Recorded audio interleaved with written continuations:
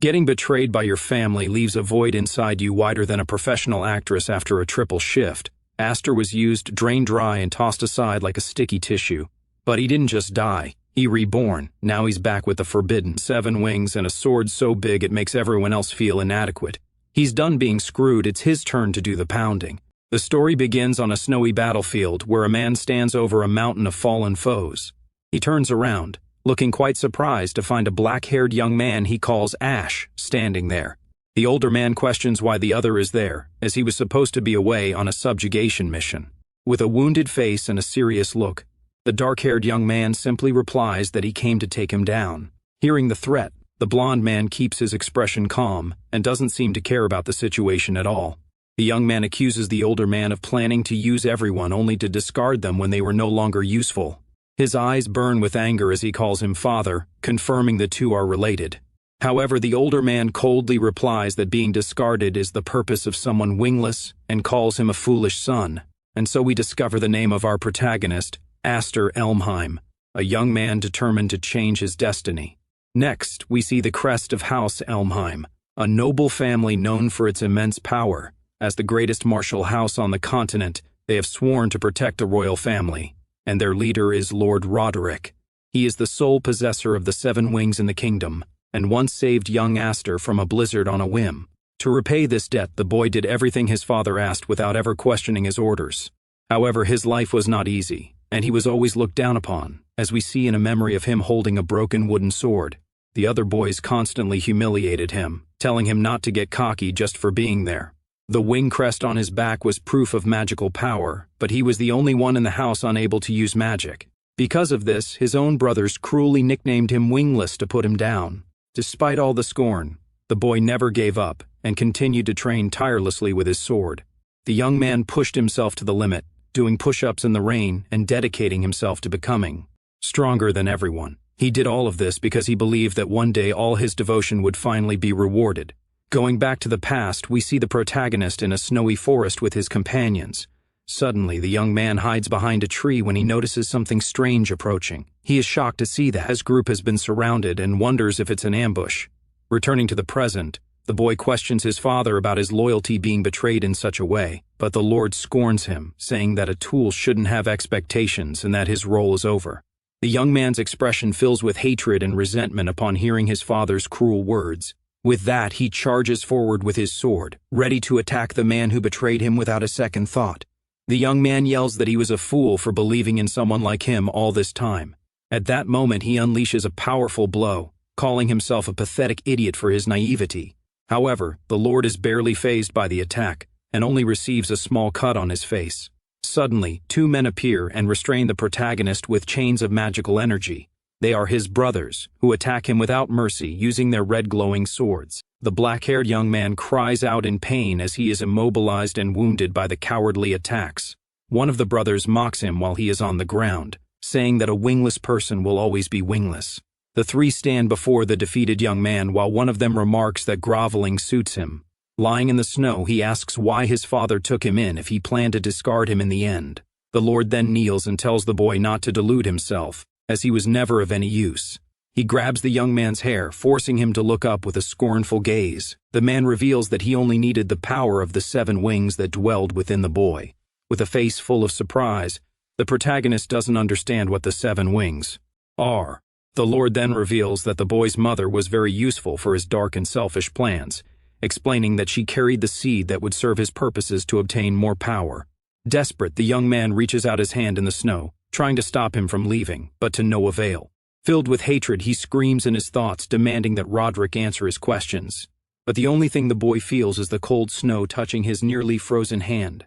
With a lost and hopeless gaze, he wonders if this is the end of his journey. He questions the purpose of his life and what all his suffering was for.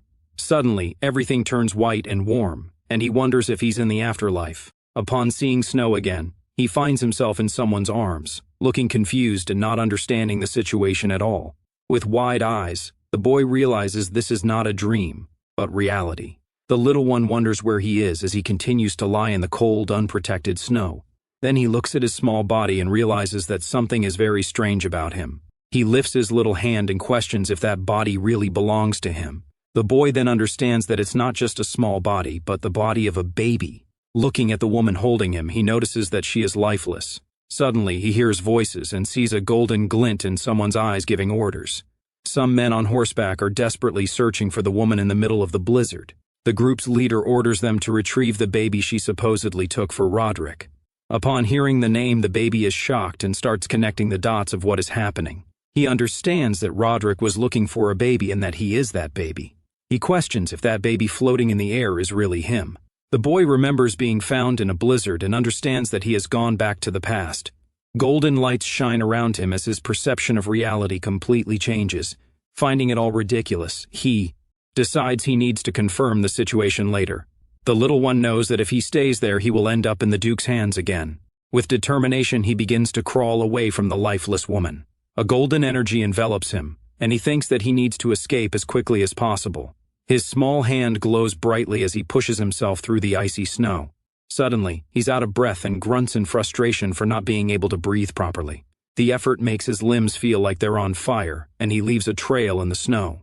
Despite a life of groveling, the boy vows to himself that he will survive, and an image of his tragic future appears in his mind. With his hand extended towards the thought of Rodrik with a look of pure rage, the little one vows that he will get his revenge. Even as just a baby, he continues to crawl through the vast cold whiteness. Exhausted, the boy finally passes out upon finding someone's feet in his path. A little white-haired girl calls out to her father upon finding the baby lying on the ground. Then a gray-haired man appears. He's the Viscount of House Hifred. He picks up the boy and wonders what a baby would be doing in a place like that. Cradled in the man's arms, the little one seems to finally find some peace. The Viscount's eyes widen in surprise as he never expected to find a child there. Holding the little one in his arms, the Viscount is intrigued and wonders who this child could be. He then notices the long trail in the snow and is shocked by the distance the baby traveled alone. Meanwhile, the little boy just sleeps peacefully with a very serene expression on his face. In a dark place, the boy wonders where he is as he sees the image of another child. At that, the red-haired baby seems to come to welcome him amidst several golden feathers in the air. Suddenly, he wakes up startled in a crib, thinking about not using something he saw in his dream. Then the little one sees 4 children staring at him, and one of them tells him not to be so naughty. Completely confused, the boy doesn't understand the situation at all as he is surrounded by the other children. One of the girls holds him, but the black-haired boy struggles, trying to get free. With a leap, he manages to escape from her arms, leaving the other children quite surprised. Immediately, the boy starts crawling away with a desperate look on his face. One of the little girls is shocked by the little one's behavior and yells for him to stop, but he doesn't listen and continues his escape, wondering why he's being chased. Desperate, the protagonist extends his hand and a golden energy begins to emanate from his body. His eyes glow intensely with the same golden color as his newly awakened magical aura. Suddenly, he starts to float and is shocked to realize that this is real magic. Surprised by his own power, the boy continues to float, not understanding what is happening. Then the magic fails and he begins to fall at high speed with no control over the situation. With a face full of panic, the little one braces for impact as he continues his fall. Fortunately, the Viscount appears and catches him, finding the boy very mysterious. The protagonist's eyes widen in surprise as he recognizes the man who saved him. He then remembers that this is Hifred, the Viscount of Uldry's domain, his father's land. Looking at the mansion, the boy wonders if this is just another estate of the Elmheim family. Then his eyes land on a portrait of Hydridmu Elmheim, the head of the Viscount family and a branch of the main house.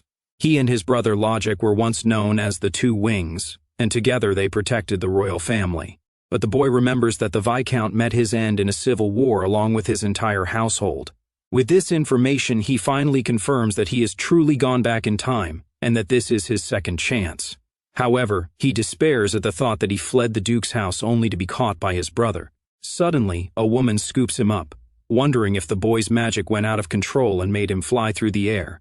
She smiles gently at the little one, seeming genuinely happy to finally have him around. With a warm hug, the woman calms him down, whispering that he doesn't need to be afraid of anything anymore. The boy is left speechless by the kind gesture of this woman, who continues to treat him with great love. Meanwhile, the Viscount observes the two of them with a calm and thoughtful expression on his face. At that moment, the older man extends his hand and states that this child possesses tremendous power. To prove his point, he lifts the baby's shirt, revealing a crest as proof of his words. Through the mirror's reflection, The man and woman look on in shock as they recognize the symbol of the 7 wings. The boy becomes desperate upon seeing the mark on his body and wonders why it is there. His eyes glow in intense gold as shock completely takes over his mind. He then remembers Rodrik's words, claiming he needed the power of the 7 wings that the boy possessed. A memory of his father holding him in a cold and calculating way flashes through his mind at that moment. The boy finally understands that he was taken in only to have his 7 wings stolen in the future. Angrily, the boy questions how Rodrik dares to call him wingless after taking his own. The woman is confused by the sudden change in the little one's expression as she holds him. She then asks the Viscount what he intends to do with the child in her arms. Hearing the question, the little one thinks the situation is bad and knows he needs to act quickly. He knows his power cannot fall into the hands of the Elmheim family as he needs it for his revenge. To the boy's surprise, the older man simply says that they will adopt him. This unexpected decision leaves the protagonist completely speechless and without any reaction. With a gentle gesture, the Viscount reaches out to pat the boy's head. Then he says that the boy is still a fledgling who cannot fly on his own and needs help. The older man promises to take care of him and assume responsibility until the day he can fly. The little one's eyes widen upon hearing the man's kind and affectionate words. Suddenly, one of the little girls falls to the floor after listening to the conversation from behind the room's door. The Viscount realizes that all the children were eavesdropping on the conversation the whole time. One of them then admits that they were worried about the new baby in the house. Gathered as a family, the children approach their mother, who is holding the newest family member. The woman smiles at the little one while another of her daughters approaches, curious to see him. With a calm smile, the new mother looks at the baby in her arms with much love and affection. At that, she lifts him up and calls him Aster, the name of a new star that was born in their family. Then 10 years pass, and we see the grand mansion of the Viscount family on a sunny day. Lord Hifred, now older, is greeted by one of his subordinates at the entrance of his home. In the reflection of a picture frame, we see a young man cleaning the glass with a cloth in his hand. Next, a grown and confident Aster steps out of a carriage with his sword at his waist. The young man helps a red-haired young woman out of the carriage, calling her sister Alphen. The young woman thanks him for the kind gesture, and we remember she was one of the babies who welcomed him. The two walk together with serious expressions, and he seems very focused on his goal. They are on their way to the Sword Dance Assembly, a very important event for the nobles. This annual event is organized by a ducal family and brings together all the noble martial arts houses. It is a place where each family showcases its strength and also tests its best swordsmen in combat. The two siblings then join a crowd of other young nobles awaiting the start of the event. People begin to gossip about the Viscount family and the adopted boy of unknown origin. With malicious eyes, they wonder how much the Viscount's family plans to tarnish the Elmheim name. Loving this recap? Give us a thumbs up and subscribe to join the community. Your support is what motivates us to make more. One of the nobles then points to the protagonist's back, identifying him as the adopted boy. His sister notices the stares and tells the young man not to worry about the malicious comments. With a clenched fist, she states that in this place the weak are always crushed without any mercy. The two stand side by side with determined looks, ready for whatever comes their way. Their father then explains that this is the Viscount family's current standing among the nobles. The Viscount continues, saying he wanted to show this harsh reality to his adopted son. With a serious look, the older man then asks if the young man is disappointed with the situation. But with a confident smile and shining eyes, the young man says he doesn't care about their coldness. The boy's father laughs, relieved by his son's answer, looking quite proud of him. In his past life, Aster's social debut was marked by a humiliating defeat in an arena. That place held bitter memories. But now, with his 7 wings back, everything would be different. With his golden eyes shining brightly, he vows that this time he won't be humiliated by anyone. Then the three of them walk toward the grand hall of the event, ready for what's to come. From one of the windows, 2 young nobles watch the arrival of the Viscount's family with disdainful looks. The black-haired young man feels the malicious stares but doesn't let them bother him. With firm steps, they continue on their way into the hall, ready to make their debut. With a confident smile, he tells himself that he will have a glorious social debut this time. In an era where knights reigned, strength was the most important thing for nobles. At that, we see a light-haired young man fighting with his sword during one of the event's duels.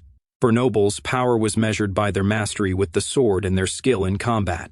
The fights in the arena were considered the pinnacle of swordsmanship and a test for the best warriors. Majesty in combat was a noble's way of showing their renown and their family's power.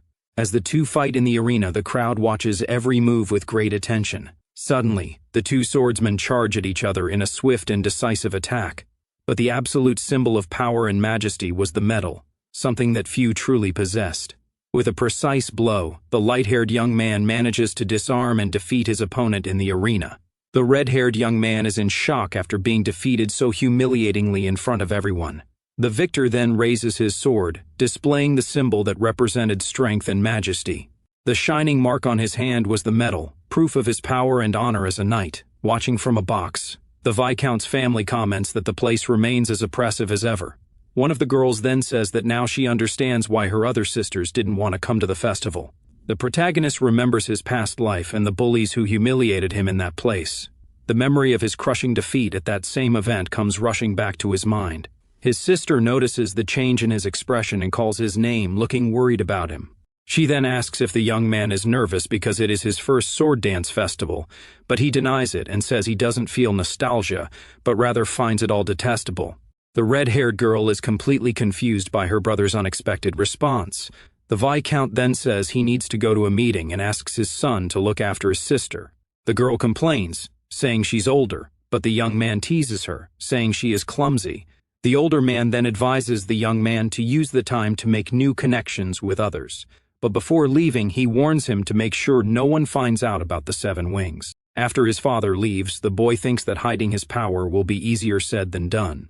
Suddenly, he feels the hostile stares of all the other nobles in the hall directed at him. With a sigh, the protagonist thinks about how difficult it is to socialize in such a hostile atmosphere.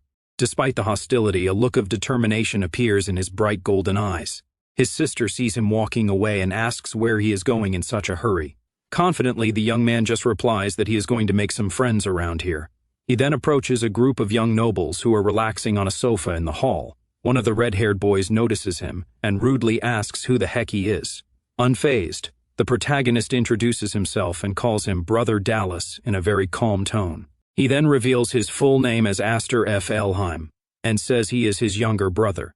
The red-haired boy is surprised, but the young man simply explains that he saw him from afar and came to say hi. Another noble then explains to Dallas that this is the boy adopted by the Viscount's family.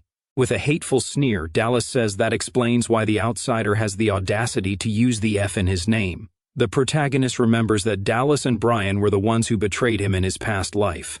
With this memory, he finds it pathetic that he once found the two of them intimidating. Now, in his eyes, they just look like children playing dress-up on a brightly lit stage. His sister calls his name, trying to pull him out of his dark thoughts.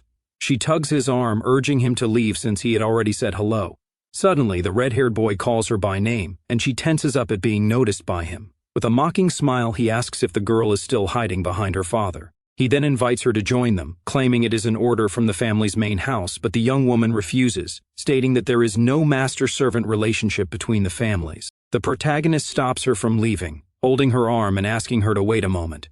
With a firm hand on her wrist, he says that he has not finished talking with the others there. The black-haired young man turns to the group with a serious and determined expression on his face. With a wicked look, the redhead asks if the boy knows something they don't. He then insults the girl's father, saying he was a knight who couldn't even protect the king. The noble continues, sneering that the man took the blame and had his arm removed by his own brother. He finishes by saying he is glad he doesn't have a loser's blood in his veins. Angrily, the red-haired young woman yells at him to take back what he said about her father right now. Without a second thought, she throws her drink in his face, saying she won't allow the insult. The young man insults her back and says her father must be very disappointed to have a daughter like her. With a hateful look, he warns her that this isn't a ballroom and she should behave herself. He humiliates her, telling her to wear rags next time so she won't mind getting wet. Suddenly, the protagonist approaches and admits he was worried before arriving at the venue. He reveals that he was afraid he wouldn't feel any anger even after seeing their faces again. With a determined look, he coldly grabs a bottle from one of the nobles beside him. He looks at his sister and says that it is actually a relief to be there facing them again. At that, the young man tosses the bottle into the air, getting Dallas's attention with a provocative tone. The red-haired noble barely has time to react as the bottle falls quickly toward him. But with a swift move, he cuts the bottle in midair, saying, "It's good to see you again." The noble is completely soaked with the drink and shocked by the young man's actions. With his sword in hand, he faces his adopted brother while the other desperately calls out to him. The young man tastes the drink on his finger and realizes it was just grape juice. With a wicked smile, he says the drink is a perfect match for a spoiled noble like him. We go back 3 years in the past, where a voice asks the young man to hold on during a fight. One of his sisters cries desperately, asking if he is trying to hurt the others. The golden energy seems to go out of control, scaring the little girls who are with him at that moment. The power of the 7 wings explodes dangerously, and he never imagined it would be so strong. The Viscount looks very concerned, wondering if that strength can truly be controlled.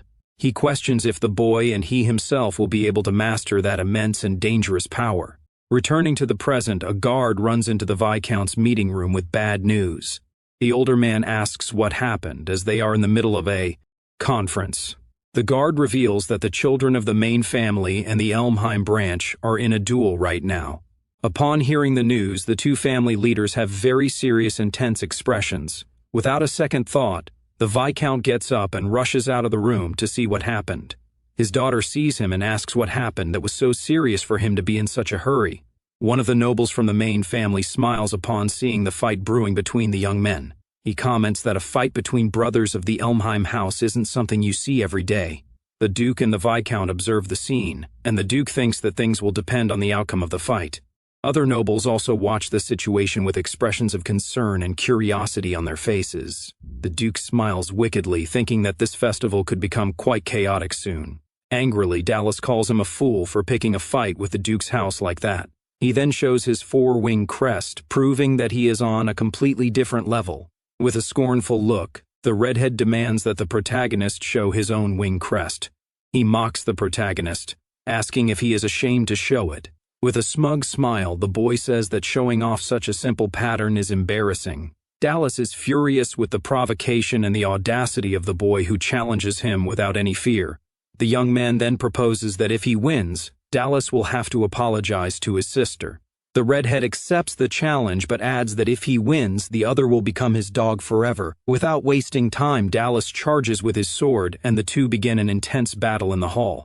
The blades clash with force, and the protagonist manages to block the attack without much difficulty. The black-haired young man stands firm and focused, holding his sword with great strength.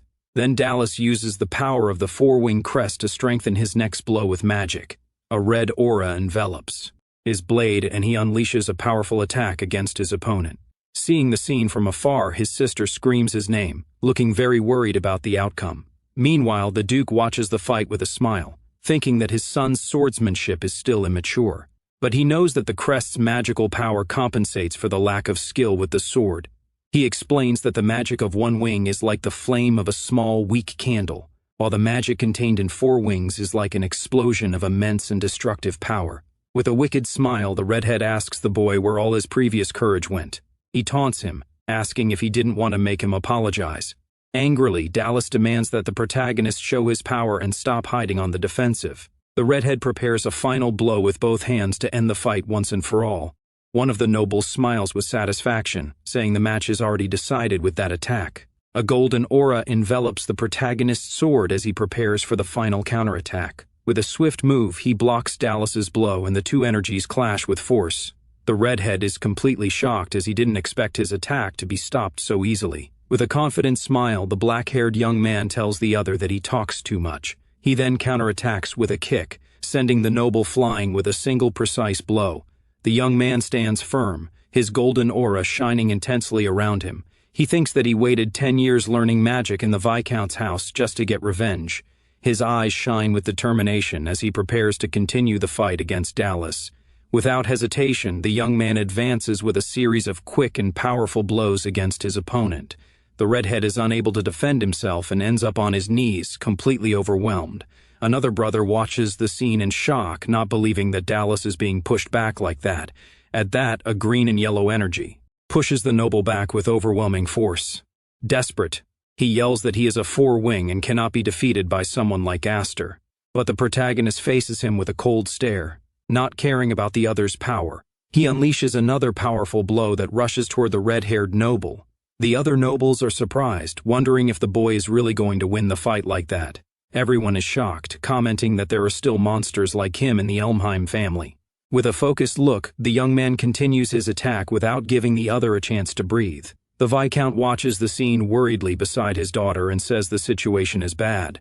With a face full of anger, Dallas tries to resist his opponent's overwhelming power.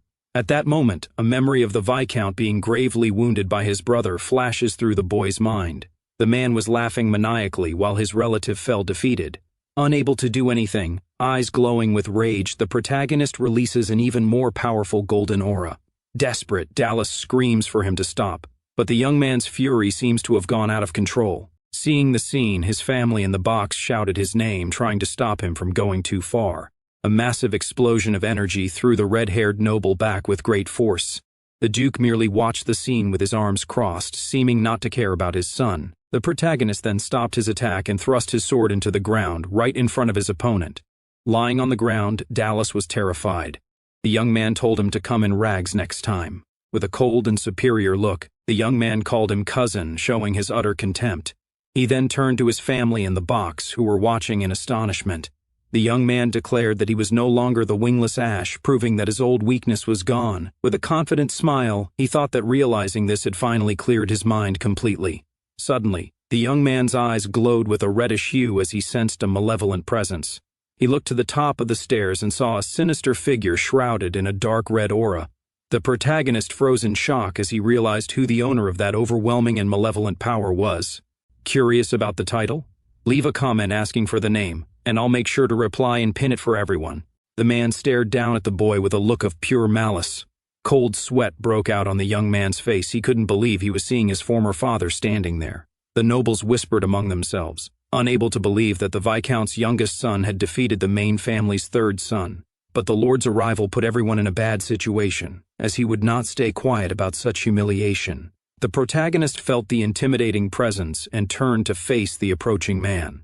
Lying on the ground, Dallas laughed maniacally upon seeing that his father had finally arrived to save him. The young man then came face to face with the leader of the Elmheim family, the powerful Lord Rodrik.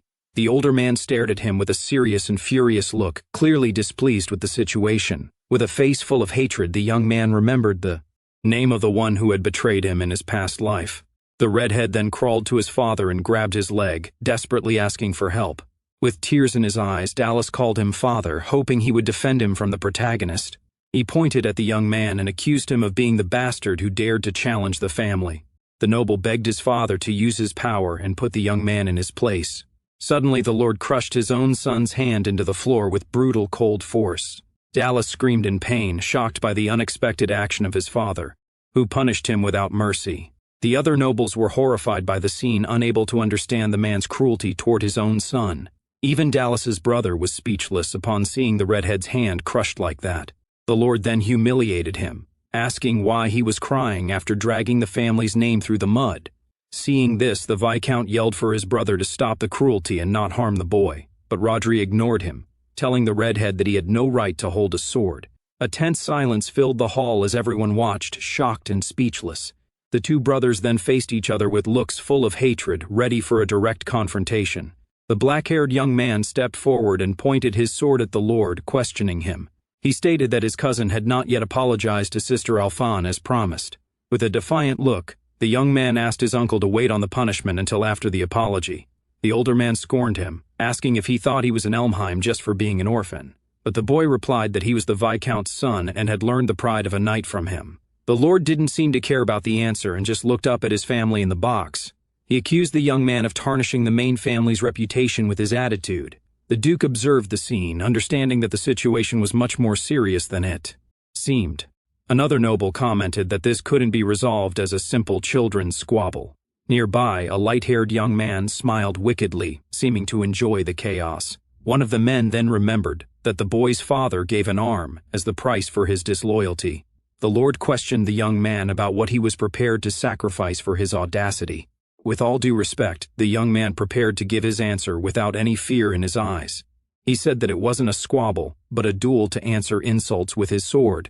The older man grew angry upon hearing the boy's defiant words. The young man then used the Lord's own words against him, stating he wouldn't give up anything. Seeing this, Alphonse became very worried about her brother, who was facing their uncle without backing down. The light-haired noble found it amusing, commenting that the boy was only 10 years old. The Lord's eye twitched with anger at the audacity of the young man before him. He understood the situation and drew his sword, ready for a confrontation. He ordered the young man to take his fighting stance for the duel. The protagonist was shocked. He didn't expect to be challenged by the Lord himself. Suddenly, the older man charged toward him with absurd speed. The Lord's blow shattered the floor, creating a huge crater upon impact. His sister watched the scene, terrified and unable to do anything to help. Desperate, the Viscount shouted his brother's name to try to stop him. At that moment, the boy's adoptive father jumped in to block the Lord's attack. The two swords clashed with tremendous force in the middle of the hall. The two brothers then began an intense, spark-filled battle. After the clash, the Viscount ran to see if his son was okay. Suddenly, a pillar of ice erupted from the floor, separating the two sides. The older man looked confused, not understanding what just happened. Wounded, the protagonist got up with difficulty but remained standing. His face was injured, but his eyes burned with pure determination. The Lord just watched the scene from afar with a look of contempt. He then turned and started to walk out of the main hall. The Viscount rushed over and caught the young man before he collapsed to the floor. Exhausted, the older man called his name, looking very concerned. With an injured face, the young man said he had protected his sister and the promise. Moved, the Viscount praised him, saying he was magnificent in the fight. Rodrik then turned and went up the stairs without another word, with his son following right behind. Up there, one of the nobles commented that the Duke had resorted to a very childish move to resolve the situation. He reasoned that if he had let the boy win, the family's reputation would be in tatters, so it was a fair deal. Even facing the great lord, the young man stood firm and became a rising star. The noble admitted he was on the edge of his seat, afraid that House Elmheim would end up splitting in two. Then an older man remarked that an arrow of turmoil was approaching, a storm that could divide the world. Meanwhile, the Viscount held the wounded boy, while his sister ran desperately to help him. Sometime later on a sunny day, we see several men training outside the mansion. Some knights watched the training with surprised expressions, looking impressed. The protagonist was training with a wooden sword and managed to defeat his opponent without difficulty. One of the knights watching was shocked by the young man's skill, calling it impressive. The black-haired young man remained focused on the training, while the man called him Young Master Astor. Another knight commented that he had a lot of skill, frightening amount for someone only 10 years old. He continued, noting that the young man had crushed Lord Rodrik's third son. During the event, his friends smiled and said this was a refreshing story because the main family had been oppressing them for a long time. While training, the young man thought that he had showed his strength and presence enough at the sword dance assembly. He believed this would silence the voices that mocked the Viscount's house and called them a disgrace. But the young man knew that his real target was still the Elmheim family itself and his former father. That was why he wanted to test how far his power could go in that duel against Dallas. A memory of the fight against the Lord came to his mind as he continued his intense training. With a determined look, the protagonist knew that, at his current level, he could not defeat Rodrik. He realized that the wing crest was just a measure of latent magical power, and he couldn't use all 7 wings yet. The boy knew that being born with power is useless if he can't use it, calling it wasted potential. With a swift move, the young man continued his training, charging at his opponent. His eyes glowed with an intense gold as he concentrated fully on the fight against the knight. With a precise blow, the protagonist broke the man's sword and yelled, asking who was next. All the other knights were already on the ground, completely defeated. Suddenly, a voice questioned if he was up to no good again.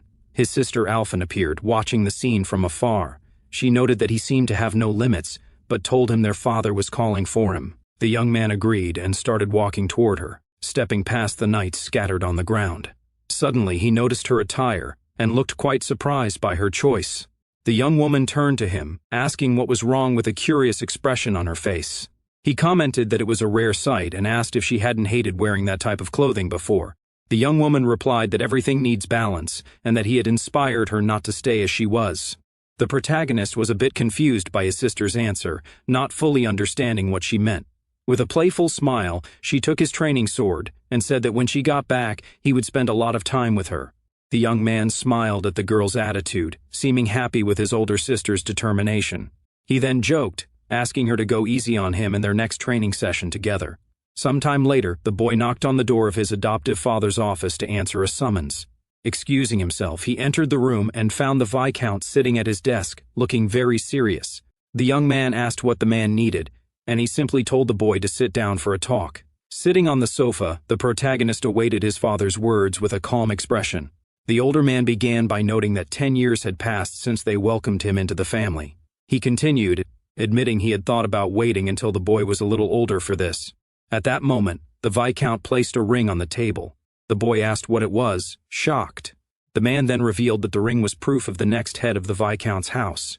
With a serious look, he stated that he wanted Astor to succeed him, leaving the young man with shining eyes.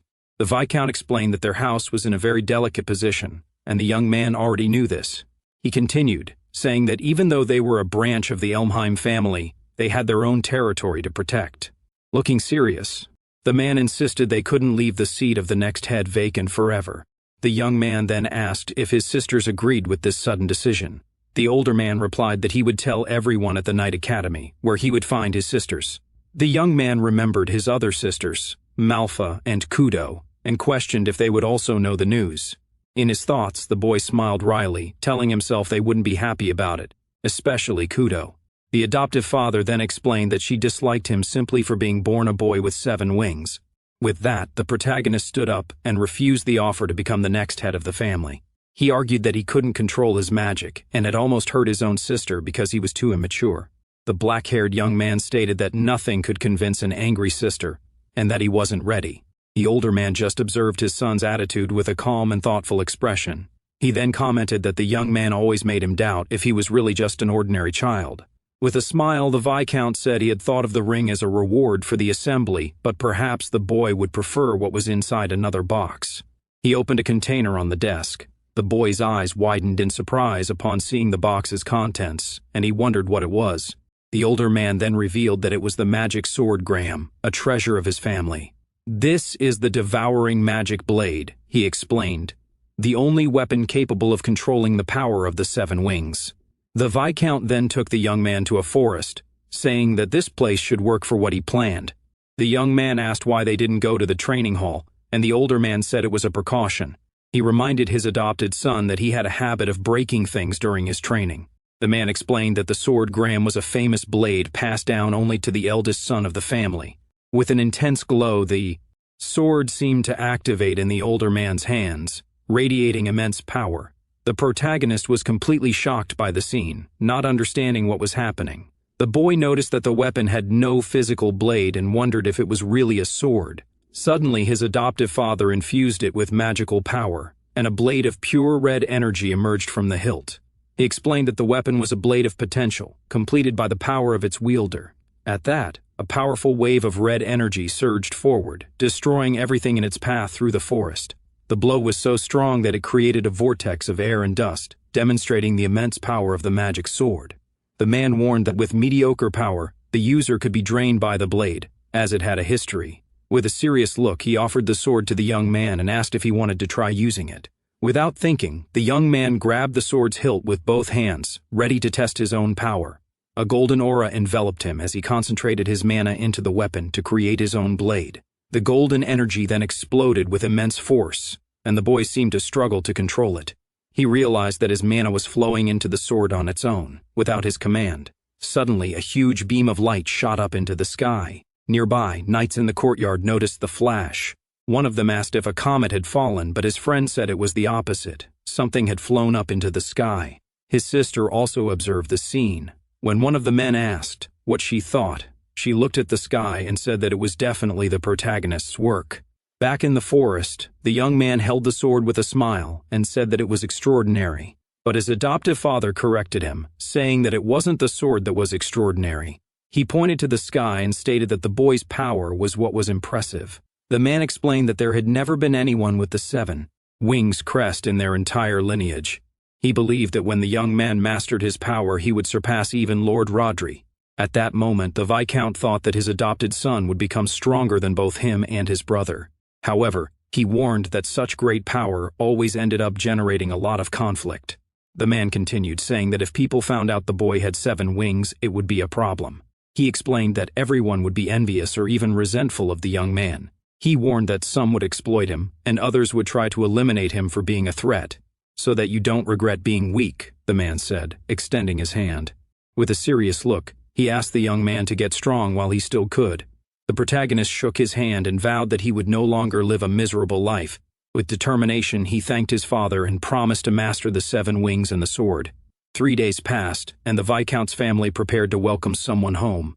2 young women arrived. The red-haired one dramatically announced her return with an exaggerated pose, seeming very happy to finally be back. She opened her arms and asked for a reunion hug from her younger sisters. But the girls ran past her to hug the white-haired woman, calling her sister Manhwa. The red-haired young woman was left standing with her arms open, asking why no one was hugging her. One of the little ones complained that her sister always messed up their hair carelessly. Embarrassed, the redhead denied everything, claiming she would never do such a thing. Suddenly, she turned and found Alphen standing near the stairs, watching the scene.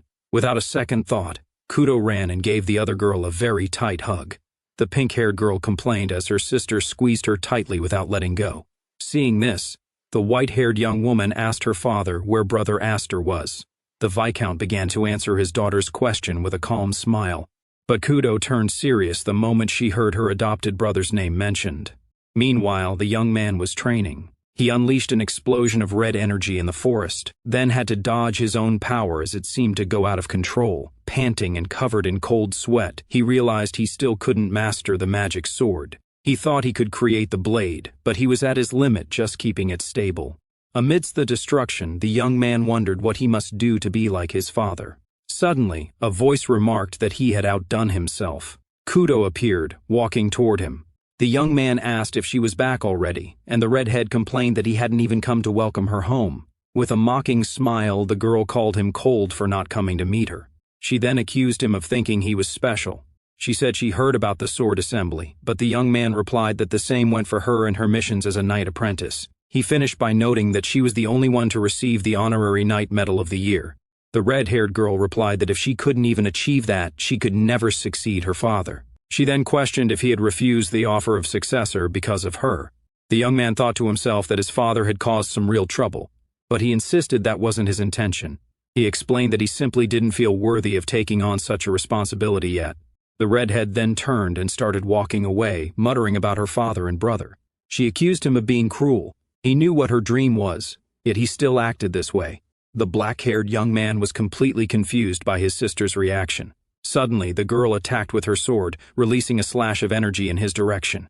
The attack cut through the air and rushed forward, destroying a tree in its path. The young man was startled and narrowly dodged as the tree trunk exploded. Angrily, he asked why she had attacked him like that without warning. The redhead simply replied that since it had been a while, she wanted to test his skills. With a confident smile, the girl warned that next time she would attack with everything she had. The protagonist tried to argue, saying his sword was still incomplete, but she countered by asking if he would offer the same excuse to an enemy on the battlefield. The black-haired young man was surprised by the question, the reality of her words sinking in. She stated that a knight must always be ready, and that if he hesitated, she would crush him. The girl charged again, and the young man thought she must be kidding. He felt he was already at his limit just trying to control his unstable magical power, but he understood he had no choice.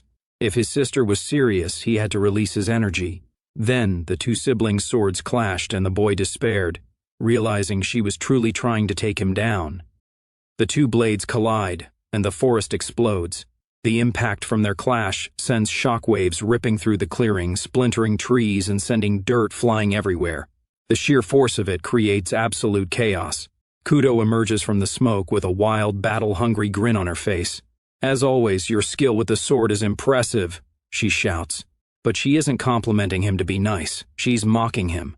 She tears through the air, her red hair flowing behind her like a war banner. "To think you can keep up with my sword technique, which leveled up even further at the Knight Academy." She swings again, and this time, the arc of blue energy is massive. Aster is sweating, eyes wide, forced completely onto the defensive. He grips his own magic sword, Graham, but compared to hers, his blade looks unstable, crackling with jagged red energy. Kudo notices this immediately. "However," she yells, "what is that imitation of a sword? Your handling of magic power is completely non-existent." Honestly, she's right. Aster looks like he's struggling. He is getting pushed back, his feet sliding through the dirt. Aster grits his teeth, thinking, as always, "You have no mercy, Sister Kudo." We get a glimpse into why he's so wary of her as we flash back to when they were kids. Even back then, Kudo was relentless. We see a younger version of Kudo with a wooden sword completely dominating young Aster. She stands there looking triumphant, while little Aster looks like he just wants to be left alone. Aster comments that she's been like that forever. She is the only male heir, in quotes, with succession rights in the Viscount house, while Aster is special because he bears the legendary wing emblem. Because of this dynamic, she calls him unfair at every turn and challenges him to matches constantly. We see a montage of young Aster running for his life, while young Kudo chases him with a stick. He calls her his natural enemy. Seeing her try to defeat him right now, it makes perfect sense. Back in the present, Kudo lands another heavy blow. Aster does his best to block the attack, her blue energy blade illuminating his intense expression. She screams, "You are not fit to be the next head." The impact of her words is massive. She is merciless. Now, while these two siblings are fighting in the woods, let's cut over to the mansion for a second, because the atmosphere is completely different. Marfa is looking out the window with a worried expression. She asks her father if it was really okay to leave them alone. The father, the Viscount, is just sitting in his chair looking out the window. He's way too calm about this. He calls them good rivals in their own way. He says they're reckless, but it won't come to a dire situation. Marfa looks stressed. "I hope so," she says. But then she shifts the topic. She asks why he called them back from the Night Academy. It wasn't just to talk about the successor, was it? The dad's expression darkens. He pulls a letter out of a drawer. When Marfa sees the seal on the envelope, she literally freezes. Her pupils dilate, and she gasps. The seal is red wax with an intricate design. The dad confirms it. It is a summon from the Elmheim main house. The atmosphere just shifted completely. We see a silhouette of the main house elders, shadowy figures with glowing eyes. The dad explains it seems the old men who form the core of the main house want to see their grandson's face. This is bad news. You can feel the tension. Marfa puts her hand to her mouth, thinking, that is certainly a serious matter. The dad looks out the window again, his face serious now. He says, "At worst, we might lose Aster. The stakes just got incredibly high." Back at the fight, it hasn't slowed down one bit. Aster is blocking attacks, sparks flying everywhere. He shouts that he had already refused the position. Kudo isn't hearing it and comments that their father told her his refusal isn't final. The Viscount has the final. She swings, forcing Aster to block. She is relentless, forcing her attack down on him. Aster is barely keeping his footing. His thoughts are heavy. It's as if I'm facing a troll swinging a sledgehammer. We literally see an image of a giant ogre superimposed over Kudo. That's how strong she is. He adjusts his blade, parrying her attack, which catches her off guard. He moves to counterattack and starts to say something, but Kudo grins intensely. "You just ran away just now," she comments. As her attack hits the ground, the impact is too great. It pushes him back with pure brute strength. Aster hits a tree, blood trickling from his mouth. What brute strength, he thinks. Kudo isn't letting up. She starts lecturing him while trying to defeat him. She says, "A person that can only swing a sword is third-rate. If you can handle magic power, you are second-rate." She stands there amidst the falling leaves, looking majestic and terrifying. She looks at him. "Only when you master both sword and magic are you first-rate." Then she sighs. She actually sighs in disappointment. She explains the mechanics. The difference in wing emblems indicates the difference in the amount of magic power one can handle. We see a visual of someone with one wing versus someone with three. If there is a difference of one wing, the gap is roughly 3 times the power. She holds up 2 fingers, smiling casually. In other words, in terms of magic, firepower, and stamina, I, with 5 wings, am 2 levels inferior to you, who has 7 wings. This is the moment of truth. She drops the smile. Her eyes go sharp. And yet you avoided a direct contest of strength and ran away to your specialty, swordsmanship. She leans in, her face filling the panel with a predatory look. "Can you not trust your own power that much?" Aster freezes. He's wiping blood off his lip, but his eyes go wide. Kudo continues, hitting him where it hurts. "Or are you perhaps afraid of going out of control like 3 years ago?" Aster's pupils shrink. He wonders if he's afraid. The color drains from his face. He questions himself. Am I really afraid of the power of the 7 wings? He stands up straight, looking at his hand. He had never thought of that. He realizes it.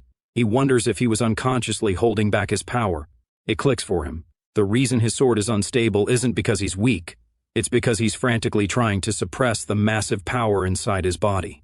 He thinks the reason this sword isn't quite stable is because I was forcibly trying to suppress my magic power. Kudo sees him thinking, and she gets angry. She charges up her blade again, blue electricity crackling wildly. Aster, you possess everything I wanted. She winds up for a massive strike. If you're going to let it rot in arrogance without even realizing that good fortune, hand it all over to me. She launches herself at him. She's coming in fast, ready to end this. But Aster does something unexpected. He stops channeling magic into the blade. The red blade vanishes. He's just holding the hilt, and he uses his physical strength in that moment to parry, which forces her back. She wonders how Aster was able to push back her full power attack. Something has changed. Aster asks her to understand something and thanks his sister for helping him. He charges at her. No blade, just running straight into danger. Kudo sees this, and her eyes widen. She thinks, charging in without even manifesting the blade? She panics for a second. Don't tell me he ran out of magic power just now. Impossible. But she has to act now. She brings her sword to block. Aster is right there. At the very last second, as he swings the empty hilt, he thinks about the unprecedented massive magic power hidden within the 7 wings. We see the hilt glowing. Aster grins. There's no way the current me can fully control it, but if it's just for this instant flash, he pours everything he has into the sword for a millisecond, giving up on maintaining the blade and pouring magic power only at the moment of attack. The collision is intense. The impact force is tremendous because he's not wasting energy keeping the sword stable. He's just using it as a burst of power. Kudo is shocked. She comments that he had thought this through in his own half-hearted way. Aster is pushing back now. He thinks to himself, his face grim and determined. He comments that he has no intention of wasting this second life he gained by chance. We see a beautiful glowing image of the 7-wing crest on his back. He thinks, this power, this sword, and this family, everything. We see a heartwarming image of his family, his dad, Marfa, the little sisters, and even Kudo, because they are things I couldn't obtain no matter how much I struggled. The way he said that out loud, or maybe the emotion leaked out, catches Kudo off guard. She catches one word. Second. She looks confused. Aster doesn't give her time to process. He dashes at her at great speed. He goes to swing his sword, but suddenly the red energy disappears. Kudo is thrown off as she wonders what just happened. His sword vanished, but something is different. The red lightning isn't jagged anymore. It's focused. It's intense. He thinks, no more holding back. She's terrified. Her pupil is trembling. She realizes she pushed too far. She woke up the sleeping dragon. Aster brings the sword down. It's not just a beam of light anymore. It's a torrent of crimson power. He's unleashing everything on his own sister. The screen is filled with red, chaotic energy as the blade descends. And that's where we wrap up today's video. Don't forget to turn on the notification bell so you won't miss out the next video. If you enjoyed this video and want to see more, leave your comment down below. Also, don't forget to drop a like to support our channel and subscribe to stay updates everything that comes out. See you next time. Bye bye and big hug to everyone. I am out.